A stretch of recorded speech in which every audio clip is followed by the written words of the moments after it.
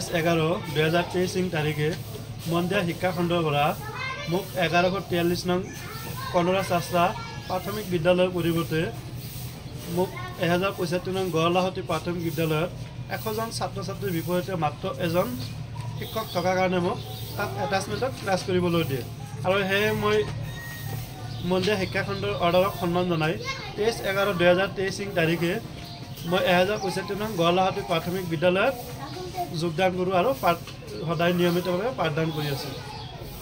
হঠাৎ যেতিয়া আকৌ DLCৰ পৰা অৰ্ডাৰ আহিলে যে মই 767 নং উজিৰিচাৰ প্ৰাথমিক বিদ্যালয়ত এটাচমেণ্ট টিচাৰ হিচাপে মই আকৌ যোগদান কৰিব লাগে আৰু সেই DLCৰ অৰ্ডাৰক সন্মান জনাই মই এইখন বিদ্যালয়ত বিদায় ল'বলৈ আহিছিলোঁ আৰু বিদায় লোৱা মুহূৰ্তত ছাত্ৰ ছাত্ৰীসকল হঠাৎ আৱেগিক হৈ পৰে আৰু কান্দোনত ভাঙি পৰে।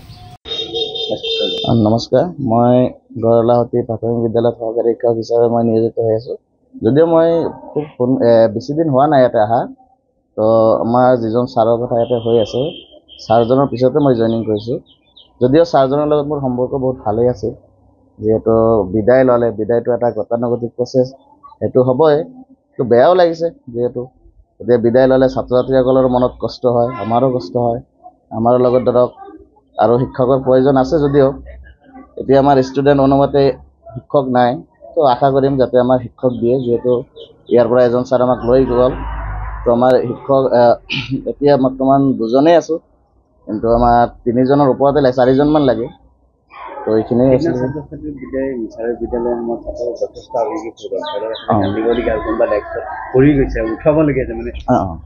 তো সেইদিনা আচলতে যেতিয়া বিদায় সভা হৈছিলে, তো সেইদিনা মোৰ ট্ৰেইনিঙো আছিলে, কিন্তু সাময়িক বিদায়টো শেষ কৰি মই ট্ৰেইনিঙত গুচি গৈছিলোঁ।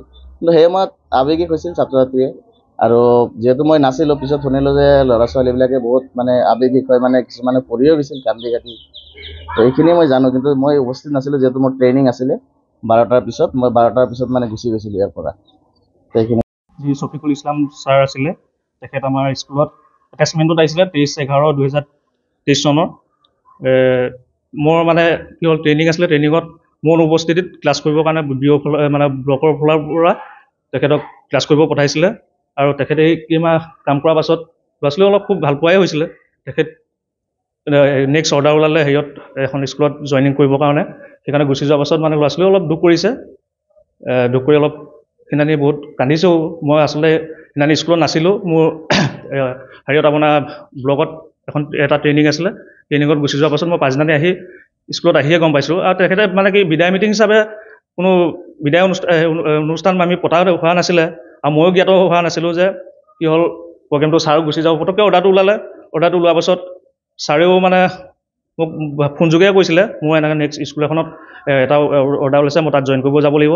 আৰু সেইবুলি কোৱাৰ পাছত সেইদিনাৰ পৰা স্কুল দুদিন নাহিলে ছাৰ। চৰত পোৱাৰ কাৰণে হয়তো ছাৰে তালৈ যাবলগীয়া হ'ল, স্কুল চাবলগীয়া হ'ল। তাৰপাছত মোৰো নেক্সট দিনাই ট্ৰেইনিং কৰিলে।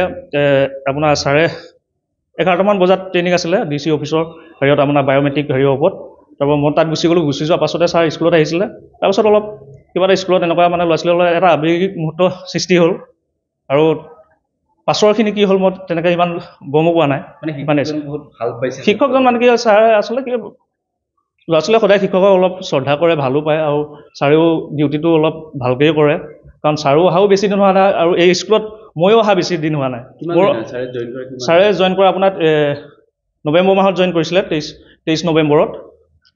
23 নৱেম্বৰত জইন কৰিছিলে। আৰু ৰেগুলাৰ আছিল চাগে, কি ক'লে, ডেইলিতো আহে ডিউটিত। কোনো আজিলৈকে আমাৰ স্কুলৰ কোনো ডিউটিত খেলি মেলি কৰা নাই, সকলো টাইমমতে আহে, টাইমমতেই যায়। স্কুলত আমি কৰোঁ বহুত, হয়তো আমি টাইমতকৈ বেছি সময়ো আমি স্কুলতে থাকোঁ, কাৰণ আমি এতিয়া ঘৰ আমাৰ দূৰ। ইয়াতে মানে কি হয়, সময়ছোৱা ধুনীয়াকৈ অতিবাহিত কৰি ইয়াতে কাম কৰি স্কুলৰ মানে কি এতিয়া ইয়াতো দায়িত্ব পালোঁ। মই আগতে বেলেগ স্কুলত আছিলোঁ, এতিয়া এখন বিদ্যালয়ৰ প্ৰধান শিক্ষকৰ চাৰ্জত আছোঁ। সেইকাৰণে অলপ স্কুলখনৰ প্ৰতি কিমান পাৰোঁ কৰিব যাব চেষ্টা কৰোঁ। সেইকাৰণে আমাৰ সহকাৰী শিক্ষকসকলেও আমাক অলপ সহায় কৰে। বৰ্তমান কেইজন টিচাৰ আছে? বৰ্তমান আমাৰ ক'বলৈ গ'লে আমাৰ 2জনেই টিচাৰ মোকো মানে আপোনাৰ পঠাইছে। মই আহিছোঁ আপোনাৰ 12/8/2023। তাৰপাছত এজন আছিলে বাইদেউ এগৰাকী, তেখেত মিছনলৈ অহাৰ পাছতে আমাৰ আলি ডাঙৰীয়া আহিছে আৰু ছফিকুল ছাৰ আছিলে মানে আপোনাৰ ইয়াৰে কনৰা শাস্ত্ৰা LP স্কুলত তেখেতক মানে আমাক অলপ হেল্প কৰিবৰ কাৰণে এটেচমেণ্টত এই কেইমাহমান পঠাইছিলে আৰু এতিয়া নেক্সট এটা অৰ্ডাৰ ওলালে তেখেত চৰত গৈ জইন কৰিলে